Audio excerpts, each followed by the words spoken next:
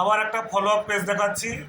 এই দিদিমণির সমস্যা ছিল হাঁটু ব্যথা, মাজা ব্যথা। আর কি সমস্যা ছিল আপনার? কোমরে ব্যথা, আর মাথার ব্যথা। কোমরে ব্যথা, মাথা ব্যথা। হ্যাঁ। আর ওই বুকে ব্যথা। আচ্ছা আচ্ছা আচ্ছা।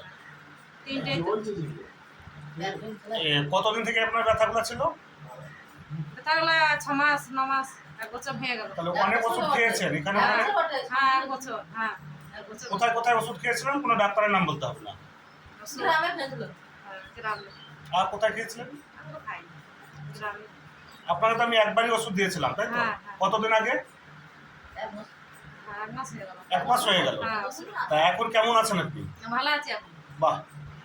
অনেকেই বলেন যে হোমিওপ্যাথি প্যাসিভ এফেক্ট, দেখুন আবার তার ফল দেখালাম। হ্যাঁ এখন ভালো লাগছে, ওষুধ এখন আছে খাই। আচ্ছা ঠিক আছে, আবার আপনাকে দেখাবো। আচ্ছা ওষুধটা শেষ হলে আপনি হ্যাঁ, আমি আবার আবার আসবো। হ্যাঁ আসবো। আবার আসবো। ঠিক আছে। এই ভিডিওটা তুললাম আপনার অনুমতি নিয়ে তো?